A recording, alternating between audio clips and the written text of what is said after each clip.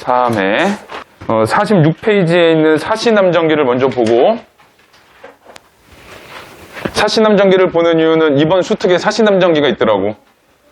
어디가 선택될지 모르겠지만 일단 있으니까 볼게. 자, 42번 문제 먼저. 자, 보기를 참고해 윗글을 이해한 내용으로 적절하지 않은 것은, 자, 42번 다시. 자, 보기를 참고해 윗글을 이해한 내용으로 적절하지 않은 것. 자, 이 작품은 천상계와 지상계라는 공간, 그리고 그것을 매개하는 꿈속 비몽사몽관과 같은 반현실적 공간이라는 세 개의 공간적 증인들을 기반으로 한다. 그러니까 지상계와 꿈과 천상계 이렇게 연결돼 있어. 자, 이러한 공간 설정은 이야기 전개와 인물 형성화의 측면에서 중요한 서사적 기능을 하고 있다. 그래서 이제 공간에 대한 얘기를 해준 거고, 자, 이 본문을 읽어보면, 자, 앞부분 줄거리. 사씨는 유아님과 혼인하여 안정된 결혼 생활을 하나 첫 교시의 음모로 가문에서 쫓겨난다. 요게 이제 사시남정기가 사씨가 남쪽으로 쫓겨나는 이야기란 뜻이거든. 그래서 이 첫 교시의 음모로 가문에서 쫓겨난다. 요 말이 중요한 말이야. 내용 이 제목과 연결해서는. 그래서 일단은 여기는 사씨는 그러면 정실의 분이야. 처고. 그다음에 교시는 첩인데 얘가 얘를 모함을 해서 쫓겨나는 거야. 얘는 착한 사람, 얘는 나쁜 사람. 이렇게 돼. 자, 사씨는 온갖 고난을 겪다 강물에 뛰어들려 하지만 이제 죽으려고 뛰어드는데, 자, 여종의 만류로 뜻을 이루지 못한다. 그러니까 죽으려다가 그것도 실패하고, 사씨는 통곡하다 잠들고 꿈속에서 낭랑을 만난다. 자, 여기 줄 쳐야 돼. 꿈속에서 낭랑을 만난다. 왜 그러냐면 42번 문제 보면은 꿈속에 반현실적 공간이 있거든. 이 꿈속에서 이제 천상계하고 지상계가 매개가 될 거야. 자, 낭랑은 시비를 시켜 사씨에게 차를 올리겠다. 차를 마시고 사씨에게 말했다. 부인이 이곳에 온 지 오래되었으니 시비들이 반드시 의심할 거예요. 빨리 돌아가세요. 빨리 가 했어. 자, 낭랑께서 부르시어 첩이 짧은 목숨을 겨우 이었습니다만 실로 의탁할 곳이 없으니, 갈 곳이 없어. 지금 쫓겨난 상황이라서. 자, 돌아가봐야 응당 물에 뛰어들 뿐입니다. 나는 돌아가봤자 다시 죽을 거야. 자, 그러니까 낭랑께서 첩을 비루하게 여기시지 않아 시비의 말일석 옆자리에라도 머물게 허락하시면 이곳에서 낭랑을 모시며 지내고 싶습니다. 자, 낭랑이 얘기했지. 이제 시비들을 의심할 거니까 빨리 돌아가. 했더니 사씨가 어차피 가봤자 나는 다시 죽을 거야. 죽음을 시도할 거야. 그러니까 여기에서 낭랑을 모시며 지내고 싶습니다. 했어.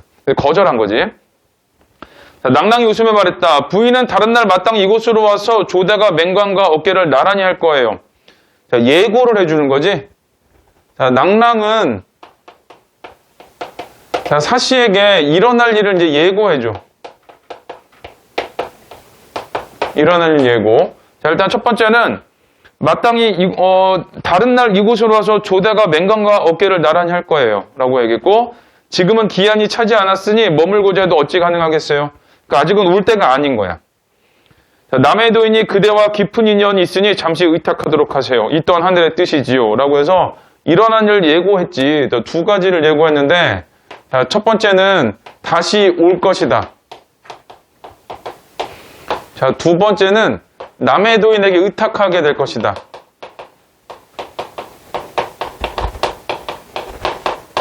자, 이렇게 두 가지를 일어날 일을 예고해 준 거야.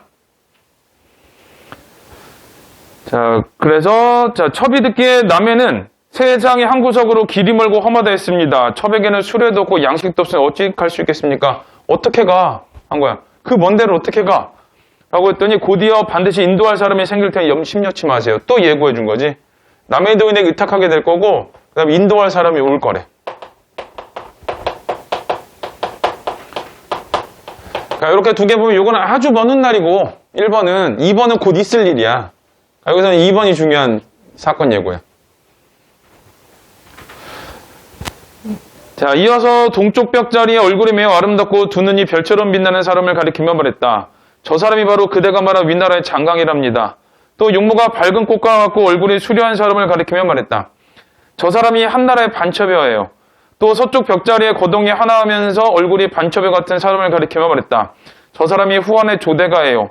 또 얼굴이 살찌고 피부가 조금 검은 사람을 가리키며 말했다. 저 사람이 양처사의 아내인 맹씨예요. 사씨가 다시 일어나 인사를 드리고 말했다. 그러니까 여기 있는 사람을 막 소개를 해줬어. 소개를 해줬더니 자, 여러 부인께서는 첩이 평생 모시고 심부름이라도 하길 바랐던 분들이옵니다. 오늘 직접 얼굴을 뵐 수 있을 것이라고 어찌나 생각했습니까? 그러니까 이 평소에 흠모하던 사람들을 직접 만난 거야. 자, 내 부인은 각각 눈빛으로 마음을 보냈다. 사씨가 저라고 물러나오는데 낭낭이 말했다. 힘쓰고 선을 행하세요. 50년 뒤에 마땅히 이곳에서 만날 수 있을 거예요. 라고 하면서 또 앞일을 예고했지. 근데 그 안에 모두 있어 당부의 말도 있지. 자, 일어날 일을 예고 하나 했고, 그 다음에 이제 당부를 했는데, 자, 당부는 선을 행해라. 자, 이런 얘기를 했어. 자, 47. 자, 다시 여동에게 명해 사씨를 모시도록 했다. 사씨가 대전에서 내려오자마자 대전에 12개의 주렴이 들여오졌고, 그 소리가 땅을 흔들었다. 사씨는 마음에 놀라 몸이 움찔했다. 자, 뒤에 유모와 차완은이 나오지? 그래서 사씨는 마음에 놀라 몸이 움찔했다 해서 끊어야 돼. 왜 그러냐 하면 앞에서는 낭낭하고 대화를 하고 있었는데 갑자기 뒤에 등장인물들이 바뀌었지. 그게 이제 유모와 차완이거든. 현실로 돌아온 거야. 자, 등장인물이 바뀌면서 현실로 돌아온 거를 알 수 있어. 자, 유모와 차완은 사씨가 소생한 것을 알고 큰 소리로 부르짖었다. 소생이라 그러면은 거의 죽어가다 살아난 거. 여기 소생이거든.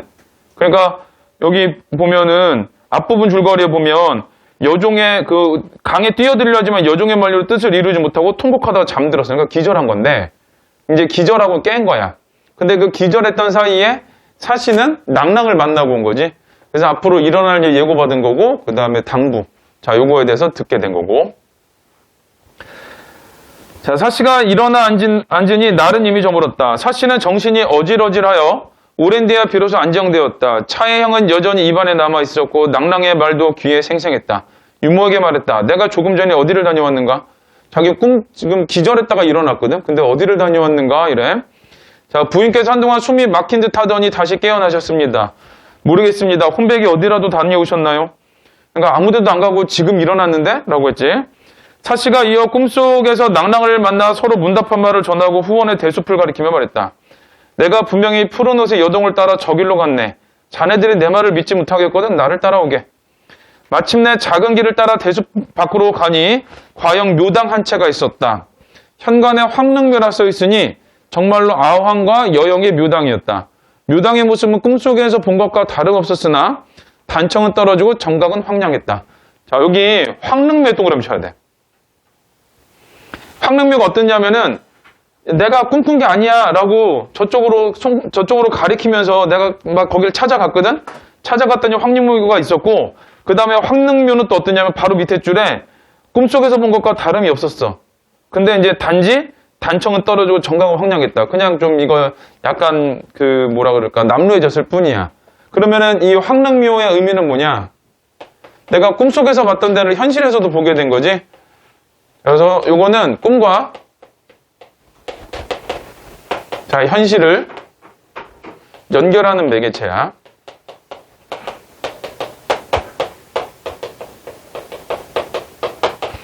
자, 이게 꿈이 있으면은 요런 이제 매개체들이 나오거든. 그 운영장 같은 경우에는 꿈속에서 유영이 꿈속에 들어가지고 운영하고 김진사의 사랑 얘기를 다 들어. 그리고 일어나니까 책이 한 권 떨어져 있어. 책이 한 권 옆에 놓여져 있어. 이제 그게 읽어보면은 그 운영하고 김진사의 사랑 얘기거든. 자, 이제 그런 것들이 꿈속에 있었던 일이 완전히 허망된 것이 아니다라는 것을 이제 보여주는 거야. 자, 그래서 이제 꿈과 현실을 매개하는 애들. 꿈속에도 있고 현실에도 있는 애들이 바로 이런 거야. 자, 묘당의 문으로 들어가 대전 위까지 올라갔다. 흙으로 빚은 두 비에 소상이 엄연히 꿈속에서 본 것과 같았다. 그러니까 꿈속에 있던 거를 그대로 본 거지. 데자뷰지. 데자뷰. 자, 사씨가 향을 사르고 공손히 아랬다. 천첩이 낭낭의 도우심을 입었습니다. 뒷날 하늘에서 뵙더라도 마땅히 큰 은혜를 잊지 않을 것입니다. 물러나 서쪽 행랑에 앉았다. 굶주림이 잠옷 심하여 차원에게 묘당을 지키는 집에서 음식을 얻어오게 했다. 사람이 음식을 나눠 요기하고 서로가 말했다. 묘당 근처에 의지할 만한 곳이 없으니 신령이 우리를 희롱했도다. 요런 거는 이제 신세한탄이지. 신세한탄. 꿈속에서 분명히 우리를 남의 도인에게 인도할 사람이 올 거라고 했는데 아직은 없어. 갔더니 아무도 없는 거야. 그러니까 신령님이 우리를 희롱했네 라고 하면서 한탄을 하는 거야. 그 무렵 해가 서산해지고 달빛이 어둑했다. 갑자기 두 사람이 묘당의 문으로 들어왔다. 갑자기 두 사람이 묘당의 문으로 들어왔지. 자, 한동안 사씨 일행을 바라보다 말했다. 이 사람이 아닐까? 사씨가 나아가 바라보니 한 명은 여승이요 다른 한 명은 여동이었다. 두 사람이 말했다. 낙낙께서는 어려움을 만나 강물에 뛰어들려 하지 않았나요? 이 사씨가 전에 했던 얘기를 이 사람이 하고 있지. 자, 그다음에 세 사람이 놀라며 말했다. 스님이 어찌 그것을 아시나요? 여승이 놀라 예를 올리며 말했다. 저희는 동정호의 군산에 있습니다. 방금 비몽사몽간에 백의 관음께서 말하기를 어진 여인이 어려움을 만나 물에 뛰어들려 하니 빨리 황릉면에 가서 구하라며 배를 저어갔더니 과연 낭자를 여기서 만나게 되었습니다. 부처님 말씀이 정말 신이하군요. 라고 해서, 자, 여기 보면 그 사씨는 꿈속에서 남의 도인에게 의탁할 거고 인도할 사람이 올 거야. 라는 얘기를 들은 거고, 여기에 있는 이제 두 명, 여기 있는 두 명은 비몽사몽간에 관음이 얘기를 한 거야. 백의 관음이. 가서 사씨 구해. 라고 얘기를 했어. 이런 게 이제 전기성이거든. 그래서 결국은 이 사람이 한 명은 기다리고 있는 거고, 꿈속에서 있었던 일을 기다리고 있는 거고, 근데 한 명은 이제 꿈속에서 명령이 있으니까 그거를 행하게 되는 거고, 이렇게 돼. 그러니까 결국은 이 꿈이라는 건 어떤 거냐면은 천상계의 이야기를 꿈속에서 전달해 주는 거야. 그래서 42번이 그 중간적인 반현실적 공간이라고 나오는 거지. 꿈과 뭐 꿈속 비몽사몽과 같은 비현실적 공간. 자, 이런 게 이제 그 천상계하고 지상계를 이어주는 매개체가 되는 거야. 자, 사씨가 말했다. 우리는 거의 죽기 직전이었습니다. 이제 스님께서 구해주시니 매우 고마워 잊을 수가 없을 것입니다. 하지만 스님을 따라가면 혹 암자에 폐를 끼칠까 걱정이 듭니다. 따라가도 되긴 하는데 우리가 폐 끼치는 건 아닐까? 라고 했더니 출가한 사람은 자비를 근본으로 삼습니다. 게다가 보살의 명까지 받았습니다. 낭랑께서 염려치 마십시오. 모두가 서로를 부축해 언덕을 내려와 배를 타고 노를 저어갔다. 갑자기 한 줄기 순풍이 황릉묘로부터 불어와 순식간에 군산에 도착했다. 갑자기 황릉교에서 바람이 휙 불어가지고 거기까지 갔대. 그래서 요거는 이제 전기성이야. 그러니까 꿈속에 있었던 일을 그대로 이제 실현을 시켜준 거지. 자, 군산은 그 이름처럼 동정호 700리 가운데 홀로 우뚝했다. 사방이 모두 물이고 기이한 바위들이 모였으며 대숲은 빽빽하고 솔숲은 무성하여 예로부터 사람의 발자취가 닿지 않는 곳이었다. 그래서 남의 도인에게 의탁하게 되고 인도하는 사람이 올 거야 라는 게 자, 여기 현실에서 실현이 된 거지. 현실에서 실현이 됐다. 그래서 이쪽은 이제 그 사신남장기 중에서 전기성이 좀 부각된 부분이 나온 데야. 자, 요거 문제를 42번을 풀어볼게요, 먼저. 자, 거기 보긴 읽었으니까 1번. C는 꿈에서 A의 뜻, 천상계 뜻에 따라 B에서 사건이 지상계에서 사건이 전개되는 방향을 사씨에게 예고하고 있다. 여기서는 결국 뭐야? C에서 사건을 예고하고 있다는 얘기지? 그래서 1번 맞아. 2번은 C의 꿈속은 사씨가 B에서 지켜나가야 할 삶의 지표와 그녀의 예정된 미래 모습을 알리고 있다. 여기는 지켜나갈 삶의 지표는 선을 행하세요. 그 다음에 예정된 미래 모습은 여기 다시 오게 될 거예요. 이런 거지. 어디냐면 46페이지 제일 밑에 줄이야. 제일 아랫줄. 거기 보면 나오지? 자, 3번. C의 꿈속에서 일어난 사건은 사씨가 B에서 느끼고 있는 미래에 대한 불안감을 심화하고 있다. 이게 불안감을 심화한다기보다는 그래도 기대를 한 거지. 신령님이 나를 희롱하셨나? 이런 말을 보면은 기대를 하고 있었던 거고, 그럼 때마침 오니까 또 이제 뭐 나름 반가웠겠지. 신기하기도 했겠지만. 그래서 3번이 틀린 말이에요. 불안감은 아니야. 4번은 B의 존재인 사씨가 C의 꿈속에서 만나는 장강, 반처녀 등의 인물은 그의 현숙한 인물됨과 관련 지을 수 있군. 장강, 반처녀 이런 사람들은 사씨가 흠모하는 사람들이잖아. 그러니까 훌륭한 사람들이겠지. 자, 5번은 B에서 여승이 사씨를 구하기 위해 군산에서 온 것은 C의 비몽사몽간을 통해 A의 뜻이 작동한 것. 그래서 비몽사몽간에 백의관님께서 말하기를 거기 가, 황릉명에서 사람들 구해라고 했더니 거기 와본 거잖아. 와봤더니 거기 사람들이 있었던 거야. 그래서 데리고 간 거지. 42는 3번이다. 자, 40번, 41번은 뭐 크게 어렵지 않았을 거니까 자, 이거는 패스할게요. 자, 그 다음에 48페이지에 성산별곡이 있는데, 자, 성산별곡은 이 성산은 자연이거든? 자연에서 즐겁게 사는 화자의 모습을 쓴 가사야. 그래서 이거는 이제 자연 친화, 자연에서 즐기는 삶, 이런 게 이제 나와. 우리 성산별곡 볼게요. 산중에 책력이 없어. 산중에 책력. 산중은 이제 화자가 있는 공간. 책력은 달력이라는 뜻이야. 달력. 달력이 없어서 사계절을 모르더니 눈 아래 해친 경우, 눈 아래 나타난 모습이 이런 뜻이거든. 그러니까 눈은 아이야. 내 눈 아래 펼쳐진 풍경이 철철이 절로 나니, 계절마다 절로 나니. 그러니까 달력이 없어서 사계절은 몰랐지만 눈앞에 펼쳐진 광경으로 사계절을 알 수 있다야. 그러니까 앞으로 무슨 얘기 나오겠어? 사계절이 어떻게 펼쳐지나가 나오겠지. 자, 듣거니 보거니 일마다 선간이라. 그래서 듣고 보고 모든 일이 선간이래. 그래서 결국은 이 사람의 삶은 산중이 어떠냐? 선간이라 그러는 거든. 선간은 신선의 세계라는 뜻이야. 신선의 세계. 그래서 듣고 보고 모든 것이 선간이다라는 얘기는 자연이 아름답다 이 얘기를 하고 싶은 거야. 자연의 아름다움. 요 말을 하고 싶은 거. 자, 매창. 매화가 핀 창 이런 뜻이야. 매화는 봄에 피지. 특히 초봄에. 봄을 얘기해. 매창 아침볕에 향기에 잠을 깨니, 매화 향기에 잠을 깨니 산홍. 산속의 늙은이란 뜻이거든. 화자야. 산속의 늙은이의 할 일이 곧 없지도 아니하구나. 그래서 매창 아침볕에 매화가 핀 창문 아침 햇빛이 쬐고 그 향기에 잠을 깨니 이제 일어난 거지. 그랬더니 내가 할 일이 많구나 이런 뜻이야. 자, 울 및 양지 편에 외씨를 뿌려두고 울타리 밑에 양지 햇볕이 쪼이는 땅 이런 뜻이거든. 여기에 외씨 오이씨를 뿌려두고 매거니 도두거니 밭을 메고 밭을 도두고 빗김에 가꿔내니 청문고사를 이제도 있다 하겠다라고 해서 자 거기 자 44번에 1번을 그걸로 푸는 거야. 거기 보면은 외씨가 있지? 중국 진나라 때 소평이 나라가 망하자 벼슬을 버리고 청문 부근에서 농사를 지으며 심었던 오이씨. 자 1번 보면 자 거기 외씨를 활용한 것은 외씨를 뿌리며 사는 산홍에 여기 소박한 삶에 줄치면 돼요. 이게 지금 벼슬을 버리고 농사를 지었으니까 소박한 삶이겠지. 벼슬을 버렸다는 것 자체가 소박함이야. 살려면 좀 가난한 삶을 살아야 되거든. 그래서 1번이 그래서 맞는 말. 자 다시 B로 갈게요. 망에는 집신이야.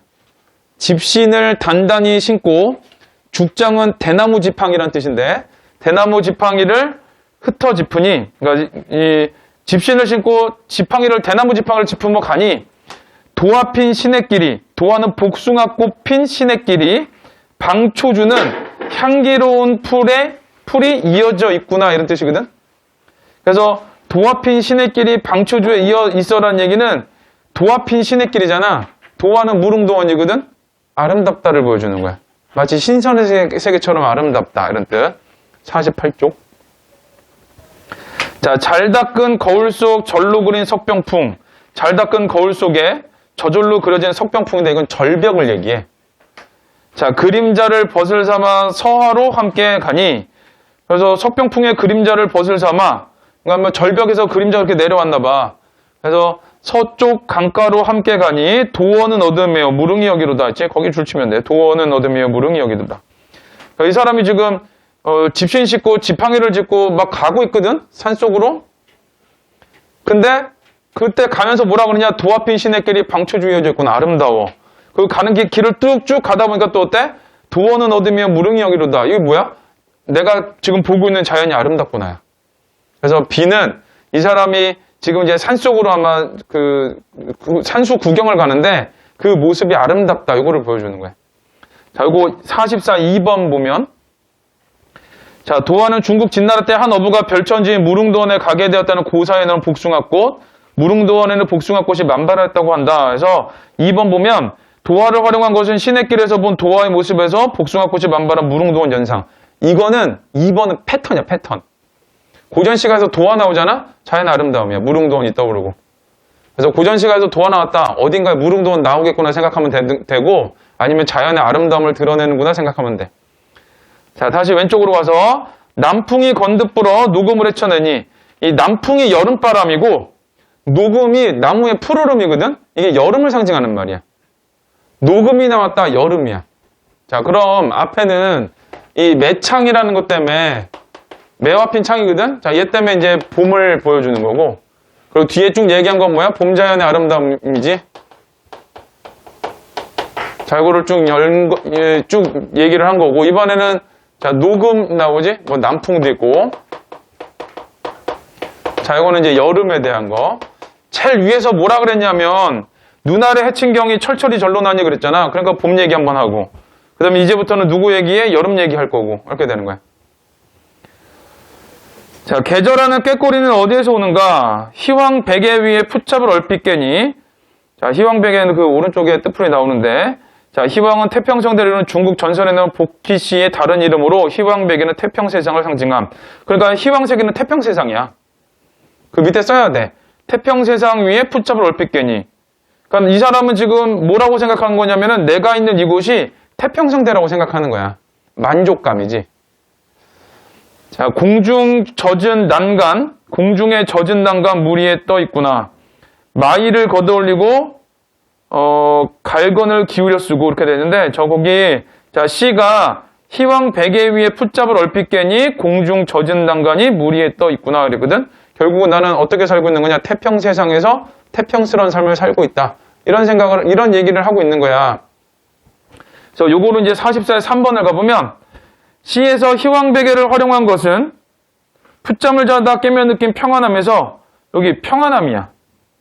그래서 희왕의 태평한 시대가 연상되었기 때문에 맞겠지. 태평성대를 떠올리는 거. 자, 다시 왼쪽으로 가서 마이를 걷어올리고 갈건을 기울여 쓰고 이거 마이는 뭐 겉옷이고 윗옷이고 그냥 근데 옷이야. 옷을 걷어서 그다음에 갈건은 이제 머리에 이제 두르는 그거를 기울여 쓰고 구부렸다 기대었다 보는 것이 고기로다. 그래서 이제 마이를 걷어 올렸으니까 이건 아마 물고기를 보고 있다. 이렇게 되는 거고. 자, 하룻밤 빗기운에 홍백년이 섞어 피니. 자, 하룻밤 빗기운에 홍백년이 섞어서 피니. 홍백년은 그 오른쪽에 염계가 지은 애련설에 나온 연꽃. 이 연꽃은 군제 풍모를 빗댔지. 그럼 이 홍백년은 연꽃이야. 연꽃이 피니 바람기 없어서 만산의 향기로다. 그러니까 연꽃이 피었고 온 산에 향기가 가득하고. 자, 그 다음에 염계를 마주보아 태극을 묻는 듯이라고 되어 있지. 자, 염계를 마주보아서 태극, 우주만물이 생긴 근원이라고 하는 본체지. 자, 그 염계를 마주보면서 우주만물이 생긴 근원이라고 보는 본체를 물어보는 듯 이렇게 되어 있어. 그러니까 그만큼 이 산에 연꽃이 피고 그 향기가 산에 가득한 것이 그 우주만물이 생긴 근원과 관련이 있다라고 생각을 하는 거야. 그만큼 신비롭다. 아름답다. 이런 얘기를 하는 거야. 자, 그러면 44의 4번을 또 볼게요. 홍백년을 활용한 것은 만산의 연꽃 향기를 맡으면서 염계가 말한 군자의 덕이 연상되었기 때문이다. 그럼 거기 위에 보면 염계가 지은 애련설에 나오는 연꽃이 홍백년이잖아.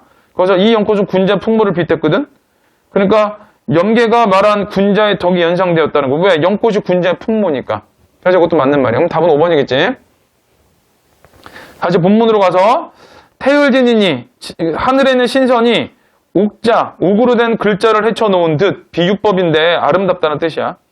노잠 바라보며 이거는 이제 바위 그냥 이름이고 자미탄 곁에 두고 이거는 이제 그 탄이라는 것이 시냇가라는 뜻이거든. 그 자미탄이라는 시냇가를 곁에 두고 장송을 차일 삼아 큰 소나무를 차일은 햇볕 가리개라는 뜻이야.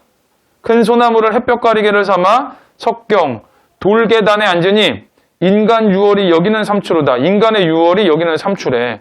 그러면 인간의 여름이 여기는 가을이로다. 그만큼 서늘하다야. 자, 청강에 떠 있는 오리가 백사 흰 모래로 옮겨 앉아 백구를 벗을 삼고 잠깰 줄 모르니. 자, 오리하고 백구가 서로 잘 어우러져 살고 있는 모습인 거고 무심코 한감이 주인과 어떠한가 해서 그 주인이 화자야. 그럼 이렇게 되지.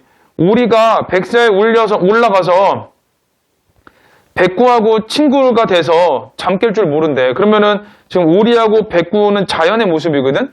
자연이 서로 조화를 이루고 있어. 근데 무심코 욕심이 없고 한감이 주인과 어떠한가 똑같지 않아? 이런 뜻이거든? 그러니까 나도 어떤 거야? 오리하고 백구하고 나하고 친구가 돼서 욕심 없이 한가롭게 지낸다. 이런 뜻이 되는 거야. 그래서 이제 만족감이라 그러지, 이런 거를. 자, 그럼 5번은 2에서 백구를 활용한 것은 무심코 한가한 주인의 모습과 갈매기를 잡으려던 어부의 모습이 같은 것. 이게 무심코 한가한 주인하고 갈매기 잡으려던 어부의 모습 이런 게 아니지. 갈매기 잡을 생각 안 하지. 그래서 답은 5번 이렇게 돼. 자, 이거 45번도 풀어볼게요. 아니 43번부터. 음성상징인 거면은 펄펄 뭐 이런 거 나와야 되거든. 근데 그런 거 안 나오지. 틀렸고. 애성적 어조는 슬퍼야 되거든. 지금 자연에서 만족감 느끼면서 살고 있는 거지. 틀렸고. 과거와 미래를 대비했으면 과거는 안 좋고 미래는 좋고 해야 되는데 지금 현재의 만족감이야. 그래서 틀렸고. 계절의 변화 양상과 관련지어 시상을 전개하고 있다. 이 매화, 그 다음에 녹음 남풍. 그래서 봄에서 여름으로 가는 이 시간을 얘기하는 거지. 뒤에 더 가면 가을도 나오고 겨울도 나오고 그래. 그럼 가을도 나오고 겨울도 나온 이유가 뭐냐? 그 본문의 두 번째 줄 때문이야. 눈아래 친경이 철철이 절로나니 듣거니 보건 일마다 성관이로다. 그러니까 결국은 뭐냐? 봄의 자연도 아름답고 여름의 자연도 아름답고 가을의 자연도 아름답고 겨울의 자연도 아름답고 이런 얘기를 하고 싶은 거지. 그래서 43은 4번이다. 45는 좀 내신틱하긴 한데 일단 풀기는 풀게. 윗글의 기역 매창 아침볕 때에 향기에 잠을 깨니 산홍이 할 일이 곧 없지도 아니하다. 그래서 매화 핀 창에 창 아침볕에 향기 매화 향기가 내 잠을 깨웠어. 그래서 나는 내가 할 일이 많다. 이런 뜻인 거고. 자, 보기는 기러기 우는 밤에 내 홀로 잠이 없어. 기러기가 울지. 감정이입이거든? 울어. 내가 우는 거야. 내 홀로 잠이 없다. 나는 홀로 있어. 그래서 기러기가 우는 거지. 외로움. 자, 잔등, 등불이야. 등불을 도덕하고 전전불매하는 차에, 전전불매는 뒤척뒤척 이런 뜻이야. 뒤척뒤척 하는 차에 왜? 잠이 없어서. 창밖의 굵은 빗소리에 더욱 망연하여라. 창밖의 굵은 빗소리 때문에 더욱 망연하다. 뭐 아득하다 이런 뜻이거든. 그럼 결국은 어떤 거냐면 내가 혼자 잠이 없어. 외로워. 그래서 뒤척뒤척 잠을 못 자네. 그때 때마침 비가 막 오는 거야. 그러니까 그 외로움이 더 부각이 되는 거지. 그래서 여기서 이제 두 가지. 첫 번째는 기러기. 요거는 감정이입인 거고. 화제의 슬픔을 보여주고. 그 다음에 비가 있지? 비는 요건 객관적 상관물이거든? 거기 뭐라 그러냐면은 이제 빗소리에 더욱 망연하여라 그러지? 요거는 이제 외로움을 부각시켜주는 거야. 외로움 부각. 결국은 시적 화자는 어떤 거야? 외로워. 기억은 어때? 너무 좋아. 보기는 어때? 외로워. 이렇게 돼. 1번. 기억의 매창과 보기의 창은 모두 산원과 나가 각각 머물고 있는 곳에 안과 밖을 연결하는 통로일까? 창이니까. 이건 어떤 창의 기본적인 역할을 얘기해 주는 거야. 그래서 맞아. 자, 2번은 기억의 아침볕은 산홍이 맡고 있는 아침의 분위기를 자아내고, 그러니까 향기에 잠을 깨지. 어떤 만족감이야. 아름다운 자연에서 내가 그 좋은 향기가 있는 곳에서 일어나는 거. 보기에 기러기 우는 밤은 나가 지새고 있는 밤의 분위기에서 이 기러기가 우니까 슬픔. 울고 있는 거지. 3번. 기억의 향기는 산홍의 잠을 깨우는 역할. 그치. 향기에 잠을 깨니까. 보기에 굵은 빗소리는 나가 잠들지 못하는데 영향을 주고 있다. 더욱 망연하거든. 내가 전전불매를 하는데 거기서 비까지 내려. 그러니까 잠을 더 못 자게 하는 거야. 4번. 기억의 할 일은 산홍이 세상을 위해 해야 할 과업. 이 세상을 위해 해야 될 과업이 뭐냐? 벼슬이야. 근데 지금 이 사람은 벼슬하는 게 아니지? 벼슬하는 게 아니고 자연을 즐기는 거잖아. 내가 할 일이 곧 없지도 아니하다는 얘기는 내가 자연을 즐기러 간다. 이런 뜻이 되는 거야. 그래서 답은 4번이에요. 5번은 기억에 곧 없지도 아니하다에서는 산홍의 생활에 대한 긍정적 인식이 드러나고 맞아. 그 다음에 더욱 망연하는 나의 처지에 대한 애상감이 드러나 있다. 이러거든. 이것도 이제 애상감이지. 자, 이제 이런 문제 어떻게 푸냐. 보기를 읽지 말고 일단 읽고 다 풀긴 했는데 자, 요런 다른 작품하고 연결됐다. 그럼 일단 본문을 근거로 해서 본문 쪽에서 범위를 줄여. 자, 그럼 1번을 다시 풀어볼게. 매창은 안과 밖을 연결하는 통로. 일단 기억은 맞지. 맞잖아? 2번. 기억의 아침볕은 산홍이 맡고 있는 아침의 분위기. 아침 햇빛이 비춰오니까 분위기 맞겠지. 그 다음에 3번. 향기는 산홍의 잠을 깨우는 역할. 거기 보면은 향기의 잠을 깨니까. 근데 4번. 산홍이 세상을 위해 해야 될 과업이래. 산속에 늙은이가 할 일이 없지도 아니하다 그랬거든? 그리고 내가 산중에 있잖아. 근데 여기서 내가 세상을 위해 해야 될 과업일 리가 없지. 산속에서 뭘 할 건 아니잖아. 산속에 있다는 얘기는 자연 속에 있다는 얘기고, 자연에 있다는 얘기는 속세에서 벗어났다는 얘기야. 그러니까 사실 45번의 이 문제는 보기를 읽고 푸는 문제는 아닌 거야.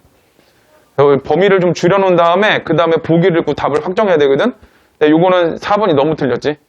그래서 45번 같은 문제 풀 때는 자, 보기를 먼저 읽지 말고 자, 본문에서 먼저 답 고른 다음에 그 다음에 문제를 푸는 거야. 자, 그래야지 시간이 줄어요. 자, 혹시 앞에 독서에서 잘 모르겠는 거 이제 예술 24, 25, 26 좋은 질문이지. 그리고 28번 조금 어렵고. 자, 1문단 볼게요. 자, 현대예술 철학의 대표적인 이론가이자 비평가인 단토는 예술의 종말을 선언했다. 여기는 이제 단토는 예술의 종말 선언이 중요한 말이야. 1문단. 자, 사람 이름 나오면 체크를 일단 해놓고. 자, 단토는 예술의 종말.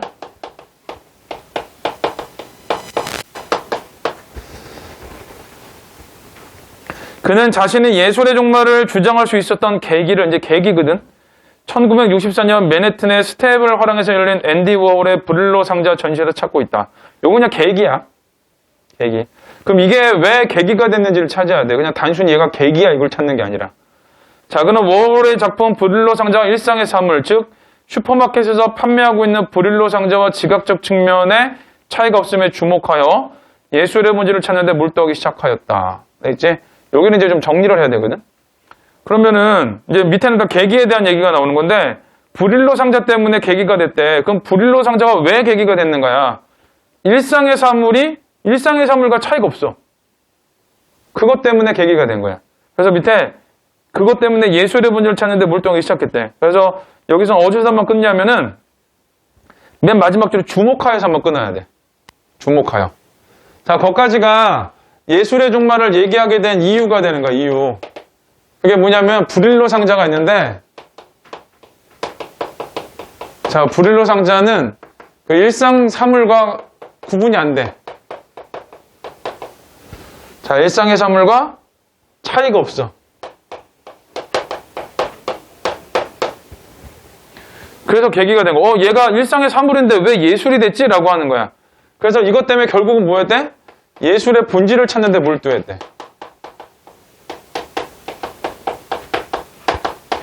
예술의 본질을 찾는데 몰두. 자, 이제 중요한 말은 항상 그렇지만 1문단 마지막. 그럼 과연 단토는 예술의 본질을 뭐라고 얘기했을까? 이게 이제 나와야 돼. 자, 2문단. 자, 워홀의 브릴로 상자를 통해 그는 동일하거나 유사한 두 대상이 있을 때 하나는 일상사물이고 다른 하나는 예술 작품인 이유를 탐색했다. 자, 여기까지는 뭔 얘기냐면 사물과 일상사물과 예술의 차이. 자, 이 문장은 그거지. 일상사물하고 예술의 차이가 뭔가?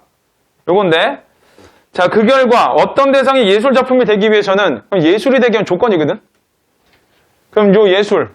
자, 요걸 위한 조건이야, 조건. 자, 이게 되기 위해서는 무엇의 관함과 구현이란 두 가지 요소를 필수적으로 갖추고 있다는 결론에 이르렀다. 그래서 두 가지지. 무엇의 관함. 줄치고 그 다음에 구현. 두 가지야. 첫 번째. 무엇의 관함. 두 번째, 구현. 근데 또 무슨 말인지 모르잖아. 그러니까 뒤에 설명해 주는 거야. 여기서 무엇에 관함은 내용 또는 의미, 즉 예술가가 의도한 주제를 가지고 있음을 가리키며 무엇에 관함은 뭐래? 주제. 그럼 주제하고 연결하면 되겠지?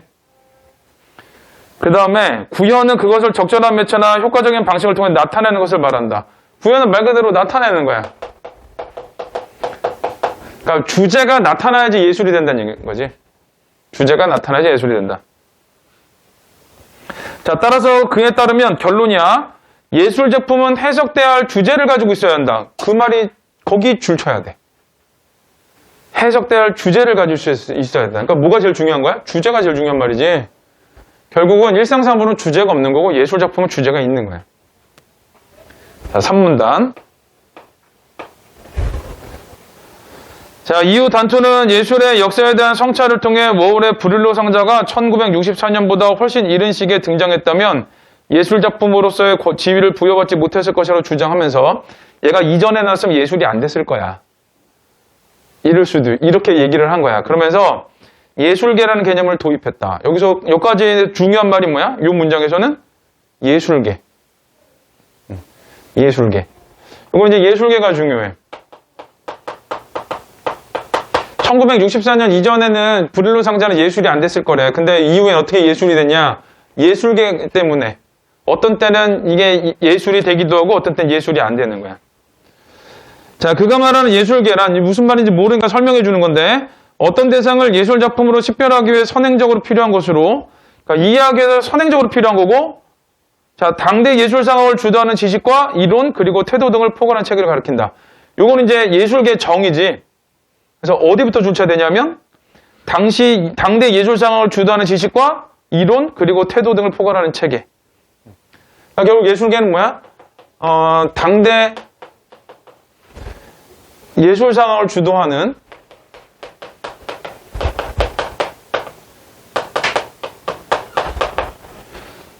거기 그 지식 이론 태도래. 지식 이론 태도.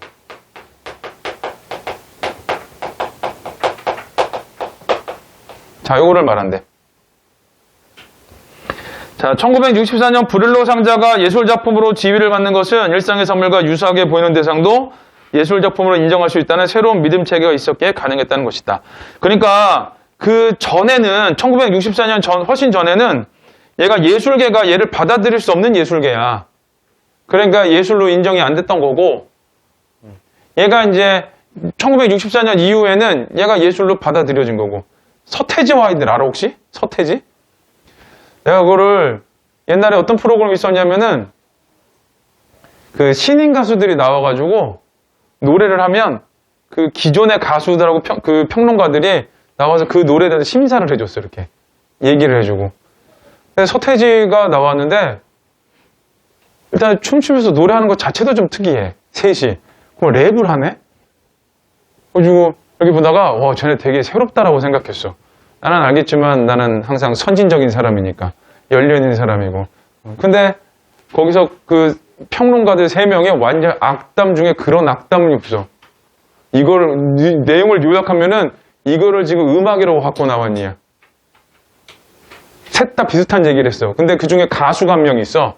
가수 한 명이 뭐라 그랬냐면 대놓고 얘기했어. 저는 나쁜 말은 안 할게요. 그랬어. 그러니까 자기가 듣기도 나빴다는 얘기야.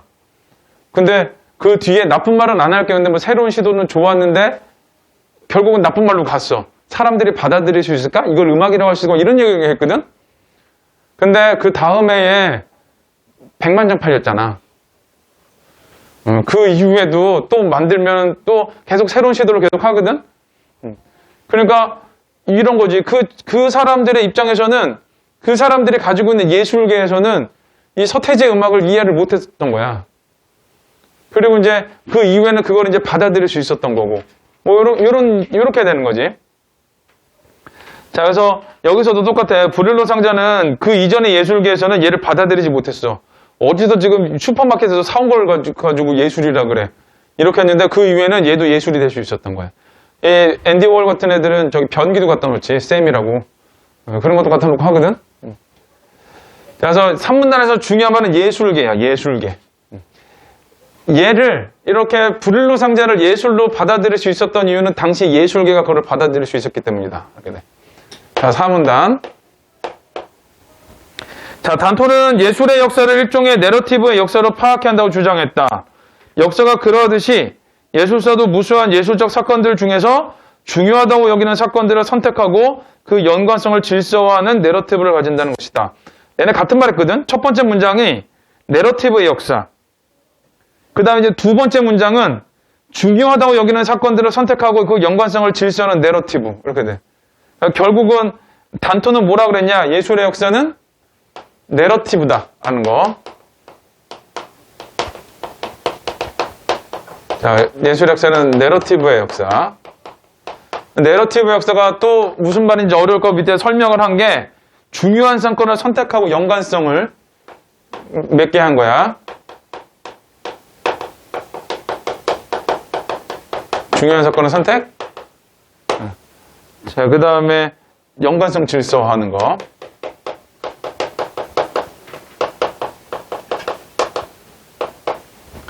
그러니까 이야기가 쭉 어떤 사건이 쭉 흘러가면 중요한 내용 있잖아. 주목받아야 될 애들. 걔네들을 골라낸 거지 이렇게. 자, 그 다음에 르네상스 시대부터 인상주의에 이르기까지 지속된 이른바 바자리의 내러티브는 대표적인 예이다. 그래서 예를 하나 들어줬지. 자, 바자리의 내러티브가 있는데 요게 르네상스부터 인상주의래. 르네상스에서 인상주의. 그럼 이제 여기서 예술계에 대한 얘기를 하는 거거든. 요 시대 예술계.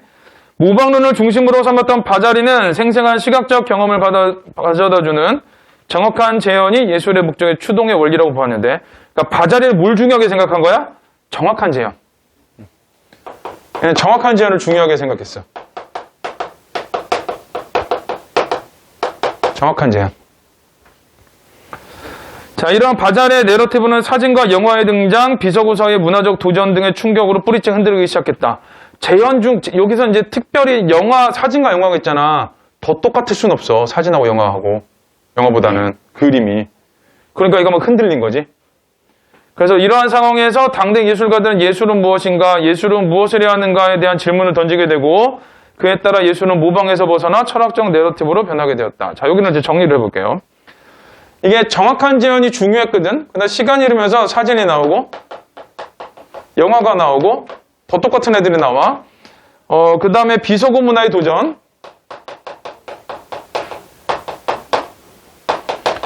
자, 이런 게 나오면서, 자, 얘가 이제 바자리의 내러티브가 흔들렸어. 자, 이 바자리의 내러티브가 흔들리고,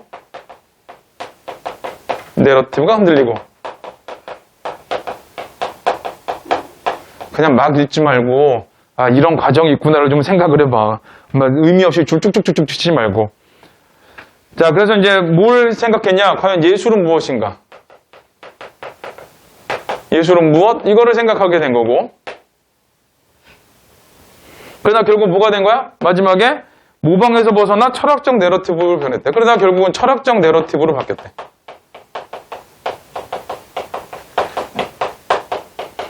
그러니까 내러티브의 어떤 변화 과정을 얘기하는 거지. 정확한 재현이 있었던 애가 지금 이런 사진과 영화 다 어떤 도전이 생겼어. 사진과 영화 비서구 문화의 도전 이런 게. 그러다 보니까 사람들이 이게 진짜 똑같이 그린 게 예술일까라고 생각을 하는 거야. 왜 더 똑같은 애가 있거든.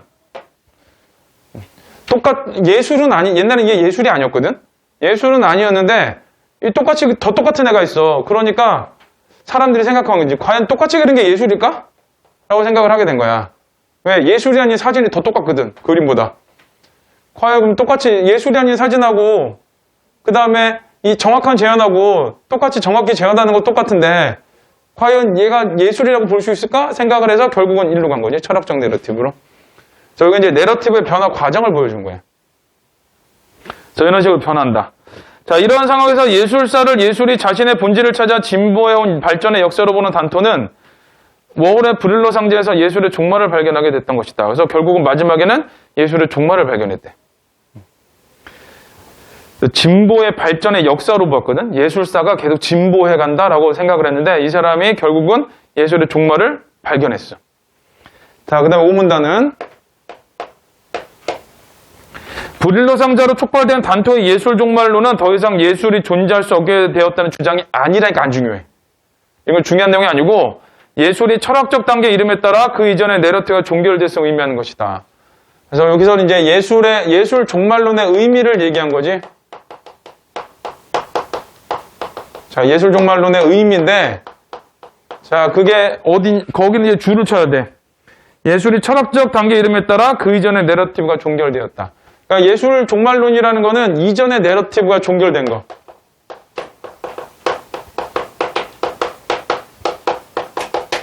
요게 예술 종말론이에요.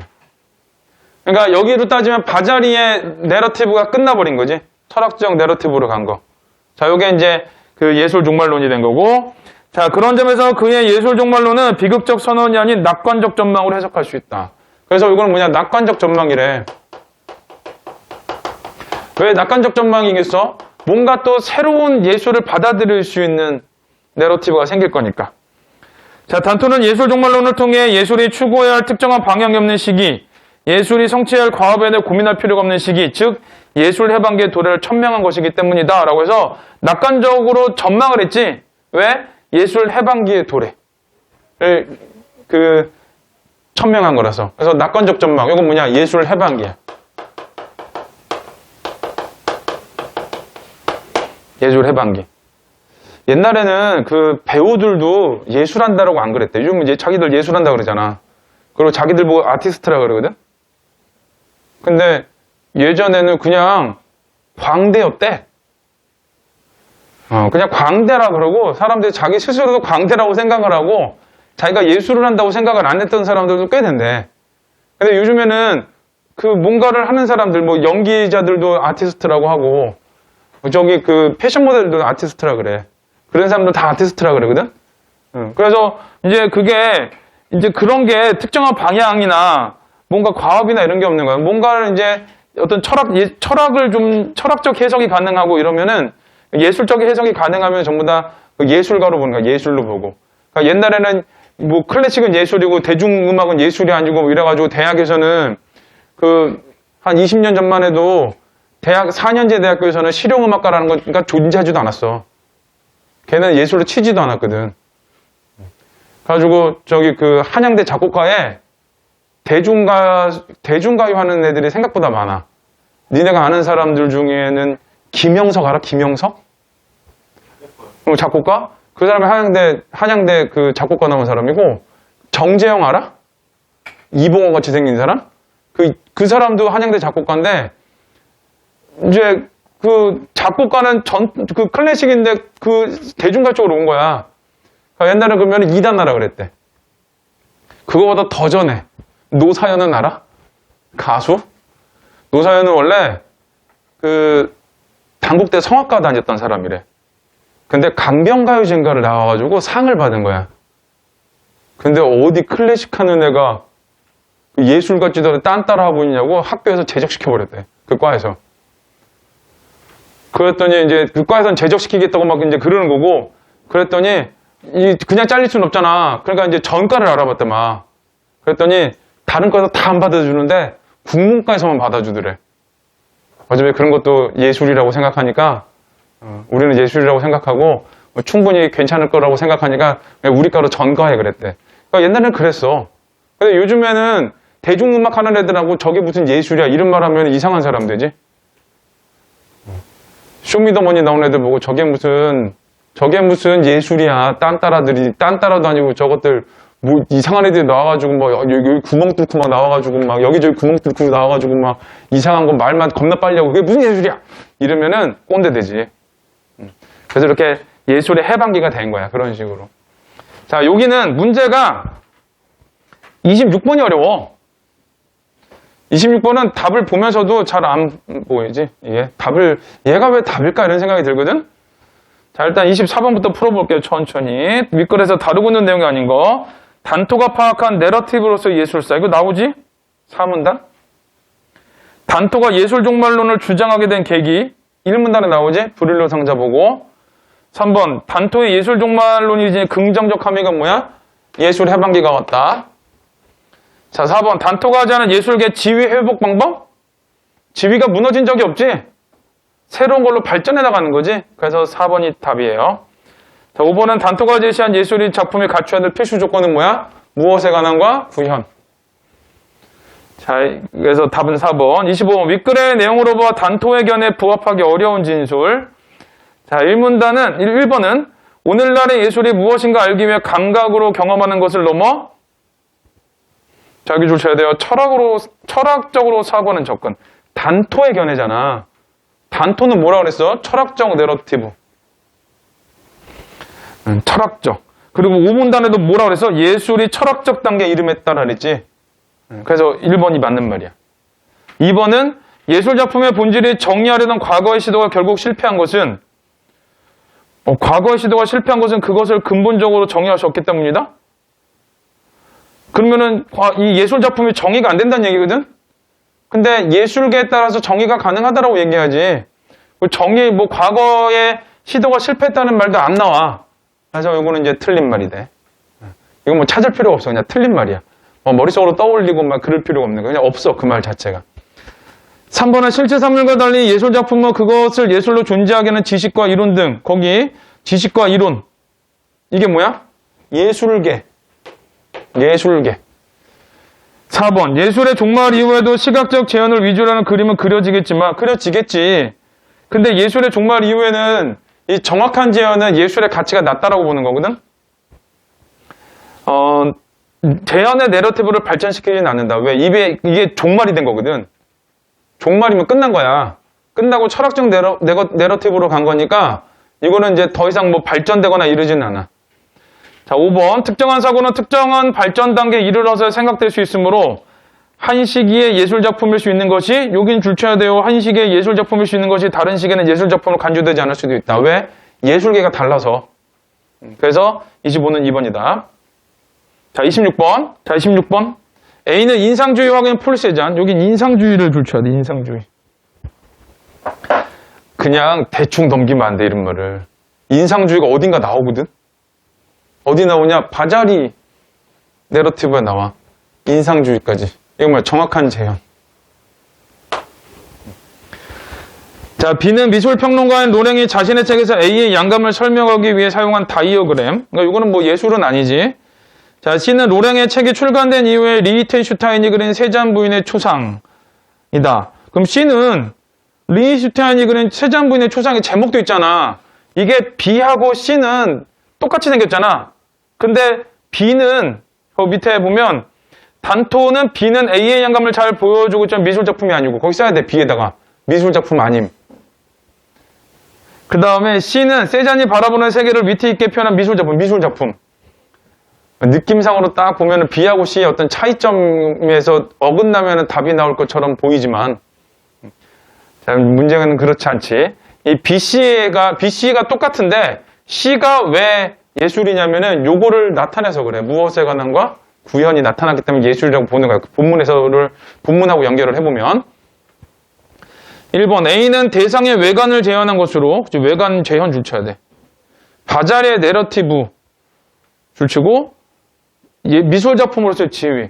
왜 그러냐면 인상주의에서는 정확한 재현이 중요하거든. 정확하게 재현했잖아. 2번 B는 예술에 대한 철학적 의문을 드러내지 못하고 있는 점에서 A와 다르다고 그랬거든. 자, 이 문제 진짜 어려운 문제야. 자, 그 철학적 의문을 드러내지 못한다 줄쳐야 돼. B는 맞지. 철학적 의문이 없겠지. A는?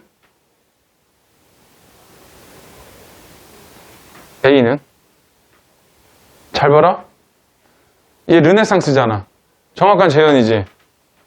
이게 지나가지고 철학적 내러티브가 나온 거잖아.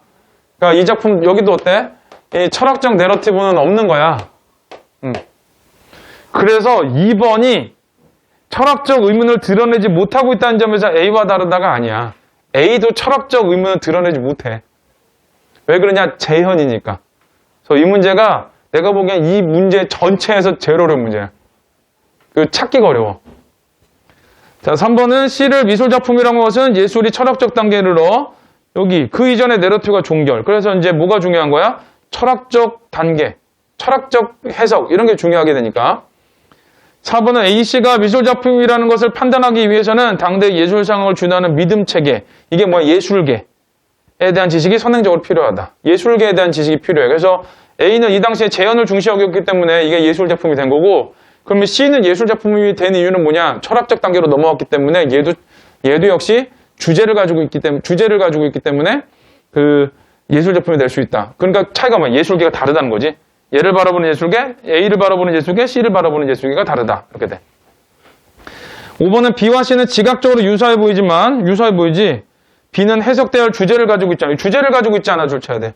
얘는 주제가 없지. 주제가 있어야지 얘가 예술작품이 되는데. 그래서 26은 2번이 답이에요. 자, 28번을 풀려면은 일단 3문단을 읽어야 돼. 3문단. 이게 1문단은 파동에 대한 얘기고 2문단은 그래프 설명한 거야. 그 다음에 3문단은 자, 파동의 진행 속도는 파장과 주파수의 곱으로 나타내며 파동의 속도가 일정하면 자, 여기 줄 쳤어야 돼. 주파수가 높을수록 파장이 짧다. 자, 주파수가 높으면 파장이 짧아.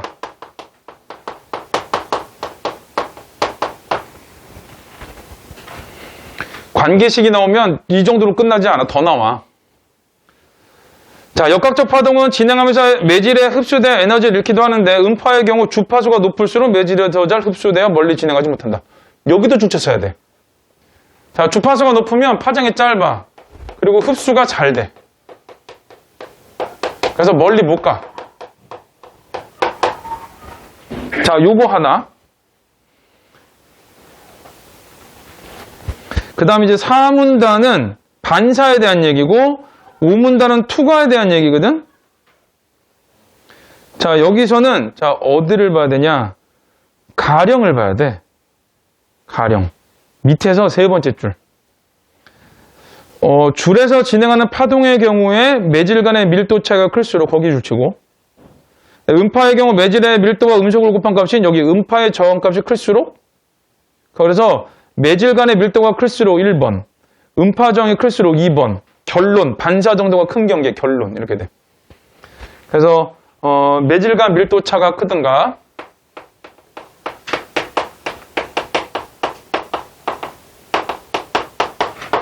자, 두 번째는 음파 저항이 크던가.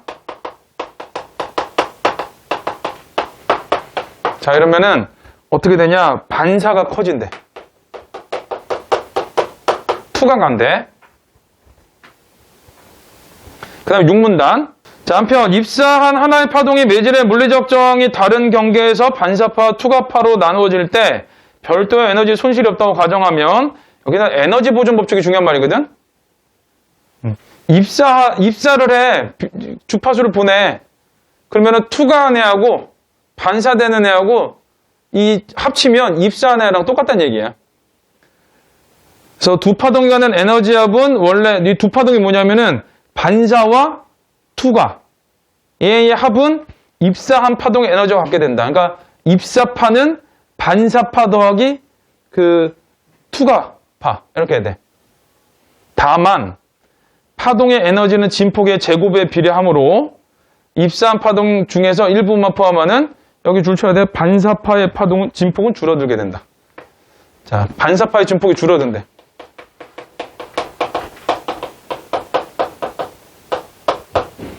그런데 거기 바로 위에 보면 파동의 에너지는 진폭의 제곱에 비례하거든. 그러면은 진폭이 줄어들면 어떻겠어? 에너지도 낮아지겠지?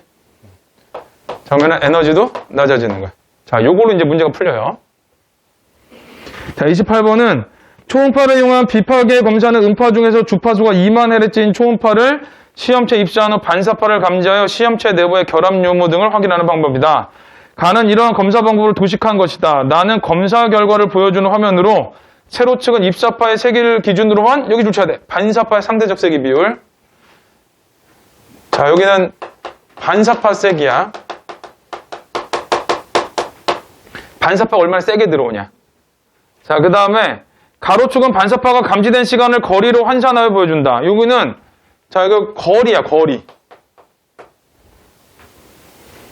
자, 그러면은 거기 A는 결함 부위고 B는 바닥이거든? 자, 그러면 A는 여기고 B는 여기야. A, B. 얘는 결함 부위. 얘는 바닥. 자, 얘 어때? 바닥까지니까 훨씬 멀지. 그러니까 일로 오는 쪽으로 온 거지. 근데 결함부에서 반사파가 어때? 낮지. 그러니까 이 세기가 약하지. 자, 1번 보면 가에서 결함부에서 반사된 초음파는 여기 반사된 초음파 줄치면 돼. 진폭이 작겠군 줄쳐야 돼. 답의 근거 어디? 맨 마지막 문장. 그지? 맨 마지막 문장. 2번 가에서 시험체의 두께가 두꺼울수록 높은 주파수의 초음파를 이용해야겠군. 여기는 두께가 두꺼울수록 높은 주파수의 초음파. 자, 그럼 주파수가 높으면 어때? 멀리 못 가. 그러니까 두꺼우면 높은 초음파가 아니라 낮은 초음파를 해야지. 그래서 2번이 답이에요. 자, 그 다음에 이제 나머지는 3번은 나에서 AB를 비교하면 결함부의 음파저항과 그 주변의 음파저항의 차이보다, 자, 거기서 끊어봐. 자, 결함부위야, 결함부위. 그 다음에 시험체 음파저항과 바닥 음파저항의 차이가 크다고 볼 수 있겠군 그랬거든? 음파가, 여기 보면은 음파저항의 차이잖아. 반사가 누가 더 많이 됐어? B가 더 많이 됐지. 뭐라고 했어? 음파저항이 크면 반사가 많이 된다. 그럼 둘 중에 반사 누가 더 많이 돼서 얘가 더 많이 됐지? B가? 그러니까 맞는 말. 4번은 나에서 결함 부위가 초음파 센서와 더 가까웠다면 더 가까워. 그럼 이쪽으로 오겠지? 왼쪽으로. 가로축의 왼쪽. 자, 나에서 B가 100%가 되지 않은 것은 초음파의 에너지 일부가 시험체 흡수된 것. 그치? 이제 100%가 안 되는 이유 흡수됐기 때문에 그래. 그래서 28은 2번이 답이에요.